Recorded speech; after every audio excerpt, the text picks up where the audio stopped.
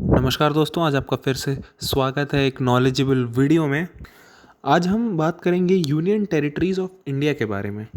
ये क्यों हैं, ये क्यों एग्जिस्ट करती हैं, इनकी क्या ज़रूरत है या फिर ये क्यों बनी हैं, इनकी हिस्ट्री, इनके फैक्ट्स सब कुछ कवर करेंगे। काफ़ी इंटरेस्टिंग वीडियो है, बने रहिएगा एंड तक।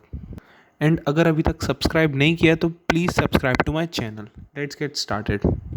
Basically what is a union territory? Union territory governed by central government of India, or maybe you can say LG appointed by central government.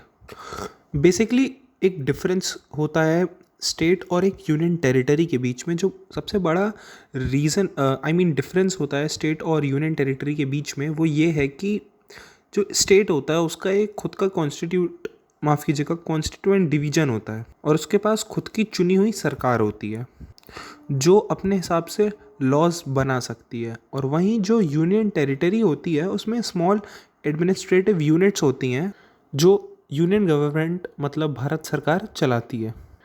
Delhi, Jammu Kashmir and Pondicherry को छोड़ के सब जगह यूनियन गवर्नमेंट ही रूल करती है।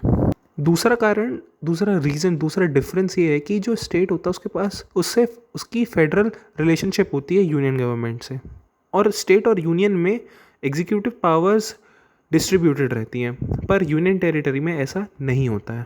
तीसरा कारण, जो गवर्नर होता है वो कॉन्स्टिट्यूशनल हेड होता है स्टेट का, पर जो यूनियन टेरिटरीज होती है उसमें प्रेसिडेंट ऑफ इंडिया होता है एग्जीक्यूटिव हेड।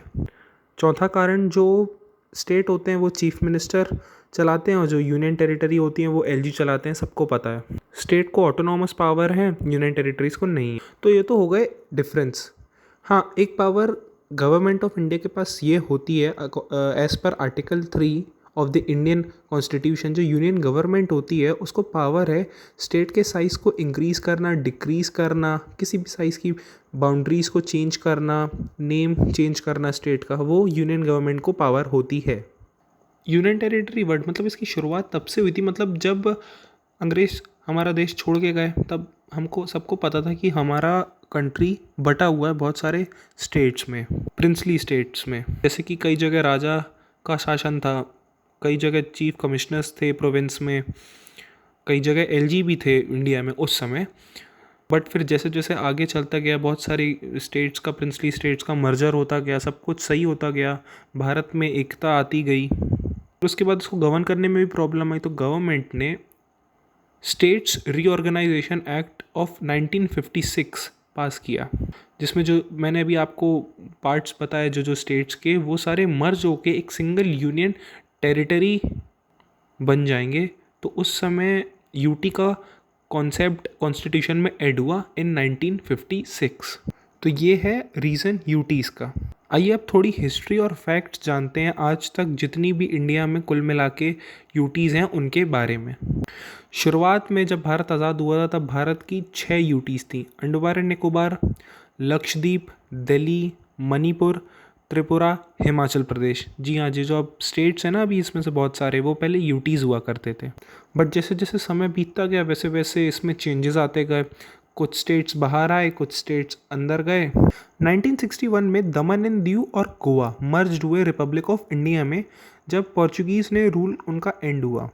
तो दमन एंड दीव एंड गोवा तो उस समय यूटीज़ की लिस्ट में ही डाले गए। बट बहुत सारे सालों के बाद इन 1987 गोवा पहला राज्य बना देश का, मतलब पहली यूटी बनी देश की जिसको एक स्टेटहुड प्रोवाइड किया गया बाय यूनियन गवर्नमेंट। और अभी रिसेंट की भी बात है, 2020 में दादर को और दादर नगर हवेली को और दमन एंड दीव को मर्ज करके एक सिंगल यूनियन टेरिटरी बना दिया गया था, क्योंकि वही जगह छोटी होती है एडमिनिस्ट्रेशन करने में, तो क्या ज़रूरत है दो दो यूटीज़ की, तो उसको मर्ज करके एक कर दिया गया।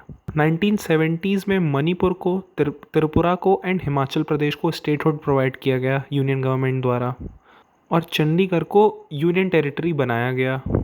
दिल्ली शुरू में एक राज्य हुआ करता था, बट वही 1956 के एक्ट के बाद दिल्ली ने अपना स्टेटहुड गंवाना पड़ा। बट दिल्ली को 1991 में पार्शियल स्टेटहुड का स्टेटस मिला, जिसमें खुद की असेंबली भी होगी, बट बहुत सारे एक्ट्स यूनियन गवर्नमेंट ही गवर्न करेगी। जम्मू कश्मीर का तो हम सबको ही पता है, अभी रिसेंट की ही बात है, 2019 में ये दोनों हमारी यूटी बनी थी।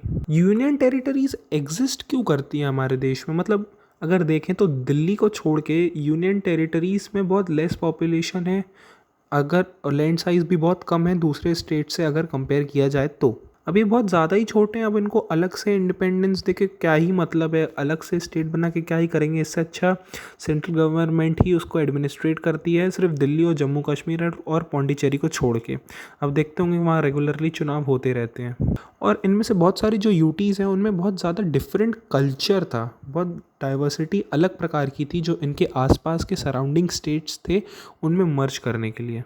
जैसे दमन एंड दीव का ही देखें, उसमें पोर्चुगीज़ रूल करते थे बट आसपास के स्टेट का ऐसा कोई माहौल खासा था नहीं, तो उसको यूटी बनाना ही बेटर समझा, और उसकी पॉपुलेशन भी बहुत कम थी और लैंड साइज़ भी बहुत कम था। एक फैक्ट हाँ और, Delhi is the administrative capital of India while Chandigarh is the administrative capital of both Haryana and Punjab. Basic knowledge सबको पता होगा। बात आती है लक्षद्वीप और अंडमान एंड निकोबार आइलैंड की, जो इंडिया के मेन लैंड से काफ़ी दूर स्थित हैं। तो बेसिकली इनको राज्य बनाना स्ट्रेटेजिक नुकसान भी हो सकता था, मतलब वहाँ किस समय उस समय किसकी सरकार, वो बंदा कैसा, वो क्या करेगा। तो मतलब basically strategic point of view से इंडिया के लिए ये काफ़ी इम्पोर्टेंट जगह है। तो इसलिए इंडियन गवर्नमेंट ने इसको अपने पास ही रखा, क्योंकि अगर कोई अनसर्टिनिटी आती है, कोई मतलब दिक्कत होती है, कोई इमरजेंसी का समय आता है, तो भारत सरकार उसमें डायरेक्टली इंटरफेयर कर सके, उस समय उसको कोई दिक्कत ना हो। तो इसलिए उसको यूटी ही बनाया रखा गया। एक फैक्ट ये भी है, मतलब जैसे कि मैंने बताया था कि यूटीज़ को एलजी देखते हैं, बट सारी यूटीज़ को एलजीज़ नहीं देखते, कई यूटीज़ इसमें बहुत छोटी भी हैं। जैसे अंडमान निकोबार, दिल्ली, कश्मीर, जम्मू कश्मीर, लद्दाख, पौंडीचेरी, इनके एलजीज़ हैं, एरिया में बड़ी हैं तो एलजी की ज़रूरत है। जैसे चंडीगढ़, दादर नगर हवेली, दमन एंड दीव, लक्षद्वीप छोटी जगह है तो वहाँ एडमिनिस्ट्रेटर्स हैं। तो ये बेसिक कुछ नॉलेज थी यूटीज़ के बारे में, इसके कुछ फैक्ट्स थे। अगर वीडियो पसंद आई हो तो please subscribe and share the video. Thank you.